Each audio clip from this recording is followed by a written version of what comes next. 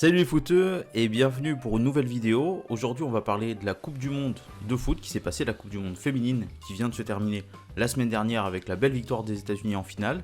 Et nous on va pas parler du jeu, même si j'ai vu pas mal de matchs, je les ai pas tous vus et c'est pas mon intérêt là de parler du jeu, parce qu'on a vu des belles choses, on a vu des choses à travailler, en tout cas quoi qu'il arrive c'est constructif. On a vu un écart entre les équipes certaines et on a vu surtout vraiment, je trouve, un niveau de jeu très intéressant, principalement à partir des quarts de finale, où il y avait vraiment de bonnes choses à retenir. Il y a des choses moins bien, mais c'est normal, c'est à travailler. N'oubliez jamais que le foot féminin est un football jeune. La première Coupe du Monde féminine, c'était en 91, donc c'est récent quand même, on est dans une ère très très récente, et que les femmes n'avaient pas forcément le droit de jouer au foot pendant une très longue période, hein, on parle d'une cinquantaine d'années, donc c'est un foot qui est récent, et qui est en progression, et on le voit d'ailleurs, on voit sur le terrain, mais surtout en dehors des terrains, avec les audiences qu'a fait cette Coupe du Monde, l'affluence qu'il y a eu dans les stades, l'ambiance qu'il y avait dans les stades, même si ça reste familial et c'est pas des groupes d'ultra qui s'expriment. Non, moi je vais vous parler de ce qu'il y a eu autour, des polémiques. Alors je vais pas les énumérer une par une, parce que Alex De Castro l'a déjà fait, et l'a déjà très bien fait, je vous mettrai la vidéo en description. Par contre, restez jusqu'à la fin, ouais, je vous incite à rester jusqu'à la fin parce que j'aurai une question sur le jeu à poser, une question qui triture depuis quelques temps et vous me direz si j'ai tort ou si c'est possible de faire ça. Alors pour les polémiques, là je vais grandement baser la vidéo sur les personnes et principalement les personnalités, donc les gens qui médiatiquement sont importants parce qu'ils ont un lien avec le monde du football et qui sont connus là-dedans, ou parce qu'ils sont à la télé, à la radio, enfin etc. Connus pour autre chose, en tout cas qui ont une portée médiatiques et qui ont voulu défendre la cause du foot féminin, défendre le foot féminin pendant cette Coupe du Monde.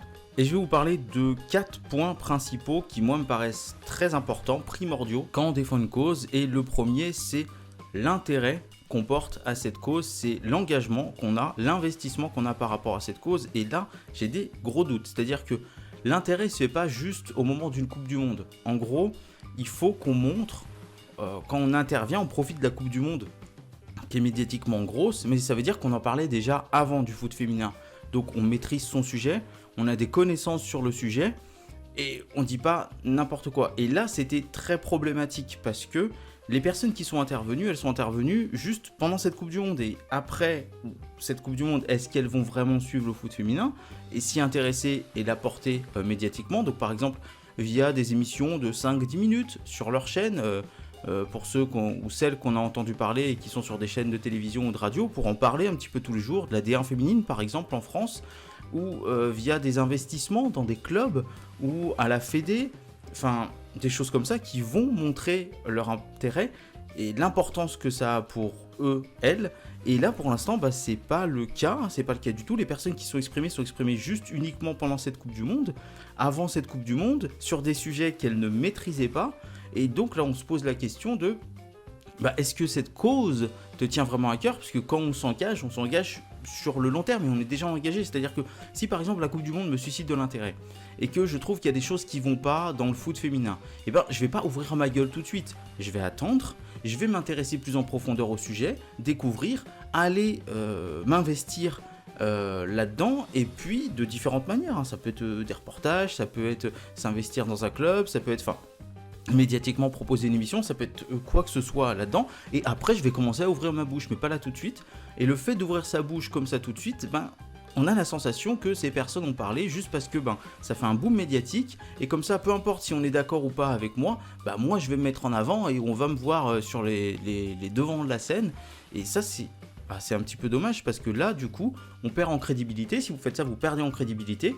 Et notamment ce qui fait perdre aussi en crédibilité, ce sont les mauvaises et les fausses informations. Alors on a vu pendant cette Coupe du Monde beaucoup de personnes s'exprimer sur plein de sujets différents, alors que ce soit les salaires en général des joueuses, que ce soit les rémunérations qui sont faites par les fédérations, enfin que ce soit plein de choses comme ça. Et le problème, c'est que ces informations étaient soit tronquées, soit erronées. Et ça, c'est un souci, surtout pour des personnes qui sont journalistes ou des personnes qui sont dans le milieu du football. Enfin, il y a plein de choses comme ça qui sont erronées. Et quand vous donnez des mauvaises ou des fausses informations, on l'a vu, j'en avais parlé dans ma vidéo sur les fake news, vous n'êtes pas crédible. Et donc, les gens ne peuvent pas être d'accord avec vous. Surtout que quand vous donnez une info, il faut faire attention à la vérifier, on en avait déjà parlé, mais il faut faire attention à ce qu'elle ne soit pas démontable en 2 secondes. C'est-à-dire que si vous donnez une info et que l'interlocuteur d'en face la déboîte en 2 secondes et que vous n'avez rien à répondre, vous êtes dans la merde. Vous ne pouvez pas défendre la cause pour laquelle vous êtes venu parce que vous n'avez rien à répondre, parce que vous n'avez pas assez travaillé, parce que vous n'avez pas assez vérifié, parce que vous passez pour un gland en fait, pour un couillon, une couillonne, ce que vous voulez, mais ça ne marche pas. Et donc vous perdez grandement en crédibilité.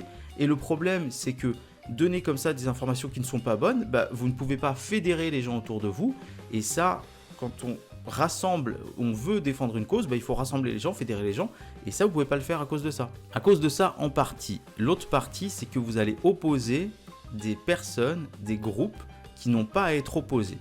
Quand vous défendez la cause climatique, que vous opposiez les énergies renouvelables aux énergies fossiles, ça a une logique. Parce que les énergies fossiles, c'est pas bien, les énergies renouvelables, c'est bien, c'est l'avenir. Enfin, vous voyez ce que je veux dire? Je simplifie au maximum. Mais quand vous opposez par exemple le foot féminin au foot masculin, vous vous trompez. En aucun cas,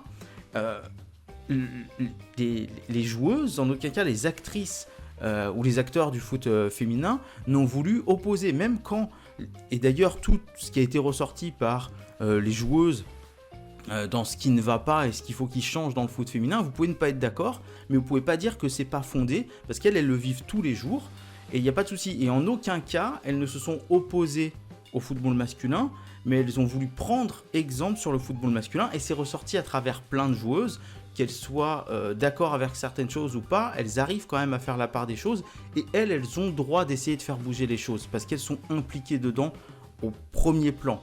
Mais pas les gens qui ne sont pas impliqués dedans. Et là, opposer ces deux-là, je ne comprends pas l'intérêt en fait.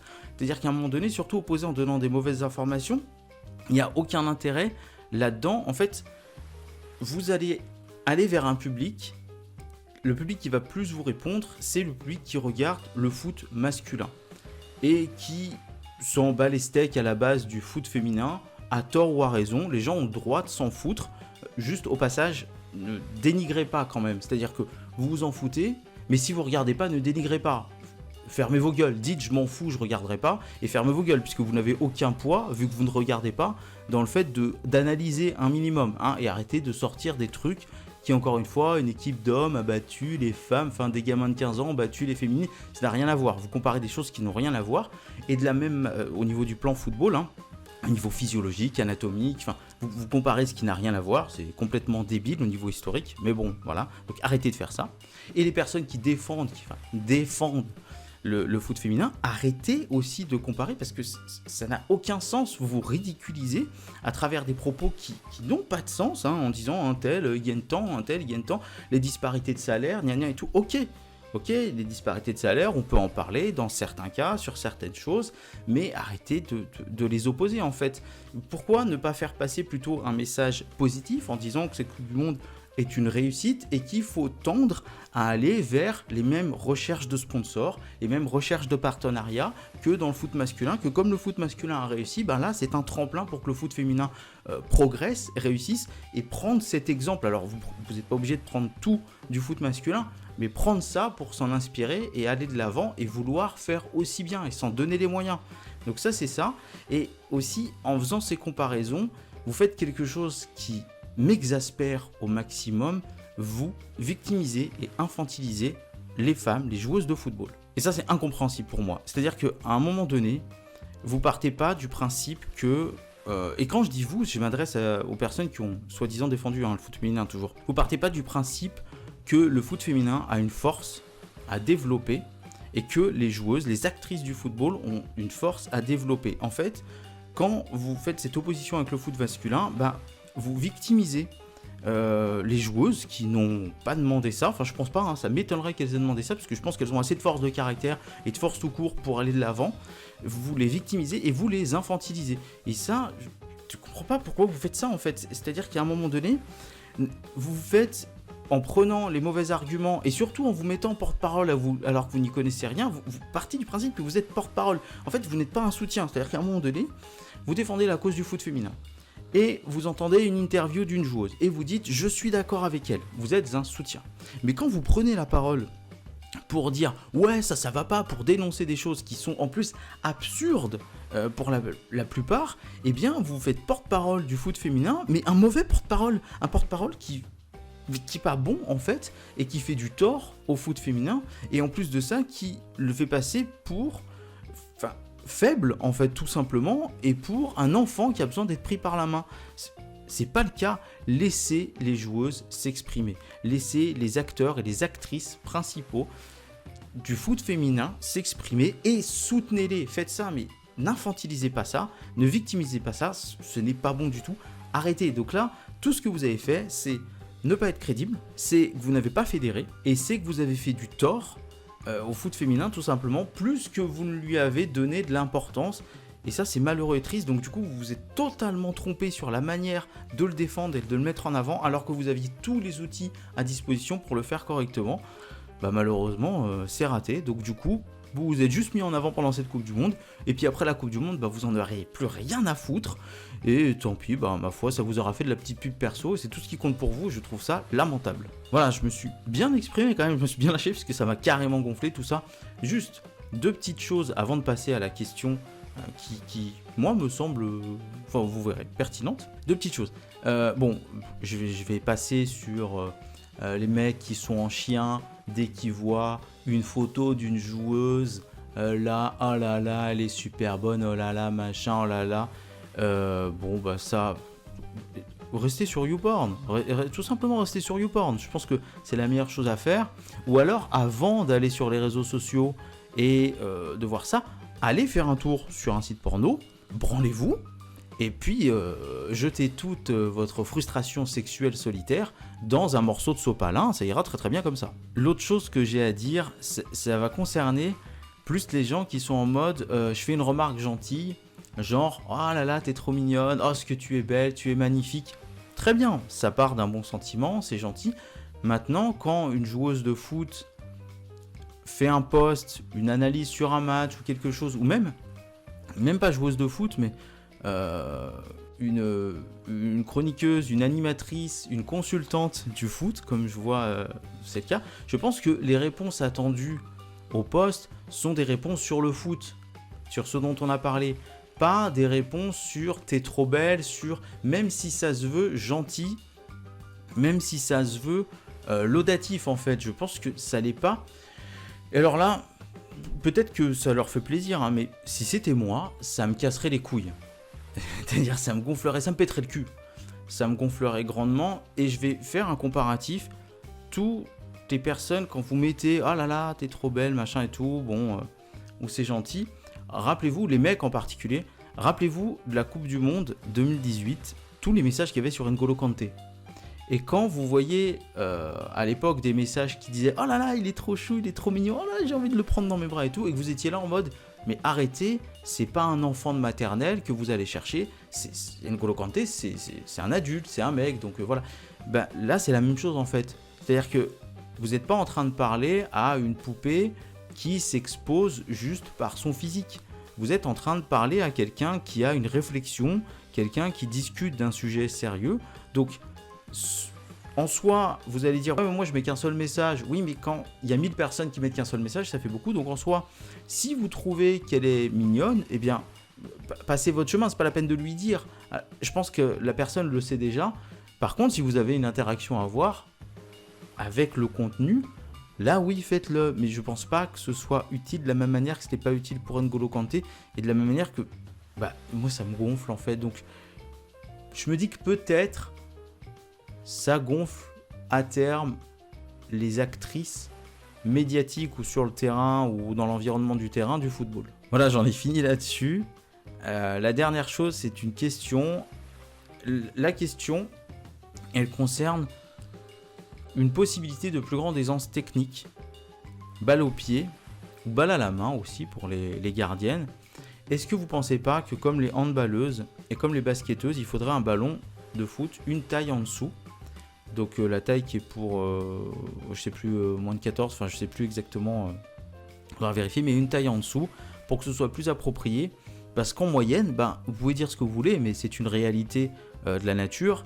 En moyenne, les femmes sont plus petites que les hommes, donc il y a des différences physiologiques et anatomiques, il y a aussi des différences de masse musculaire, enfin, etc., il y en a plus, mais donc ça veut dire des jambes plus petites, des mains plus petites, des bras plus petits, des pieds plus petits, et c'est pas un mal, c'est comme ça, et je parle en moyenne. Donc du coup, même si il n'y a pas de souci, par exemple, sur les frappes de balles, il n'y a pas de souci sur les longues passes, il y a la puissance nécessaire et la technique nécessaire là-dessus, mais je me dis qu'avec un ballon une taille en dessous, est-ce que balle au pied, les joueuses ne seraient pas plus à l'aise pour exécuter certains dribbles?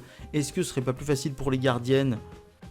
Possiblement, j'en suis pas sûr parce que j'ai pas vu non plus beaucoup de ratés au niveau des sorties de balles et des prises de balles. En fait, ça pose pas vraiment de soucis, mais bon, je me dis que ça peut toujours aider. Est-ce que ce serait pas plus simple d'avoir un ballon une taille en dessous? Alors je sais que il me semble que c'est pas le cas au rugby et au volley, c'est le même ballon, mais bon voilà, je vous pose la question, qu'est-ce que vous en pensez? Je me trompe peut-être 100%, j'ai pas de soucis là-dessus, mais n'hésitez pas en commentaire à me dire ce que vous en pensez. Ah voilà les loulous, les cocos, les foufous, les fouteux. J'espère que la vidéo vous a plu, hein. Si elle vous a pas plu, tant pis pour vous, hein. C'est la vie comme ça. Je vous remercie beaucoup pour vos retours sur la dernière vidéo sur les footix, et surtout sur le nombre de likes par rapport aux vues que je fais, je trouve ça super. N'hésitez pas à partager la vidéo, like c'est cool, mais les partages, si vous pouvez en parler autour de vous, voilà, si vous trouvez la vidéo intéressante, en tout cas pertinente, n'hésitez pas à la partager. Et puis nous on va se laisser là, et peut-être, croisons les doigts, qu'on sera bientôt 1500 sur la chaîne, donc dites à vos potes de s'abonner, dites à tout le monde, à vos amis, n'importe qui de s'abonner, à votre prof, voilà, que vous allez en vacances, vous allez en camping, vous dites aux gens, abonnez-vous, toi, abonne-toi avec le chapeau qui boit un Ricard, abonne-toi. Et puis comme ça, qu'on soit de plus en plus nombreux, j'en bafouille, et que mon foot à moi devienne de plus en plus notre foot à nous.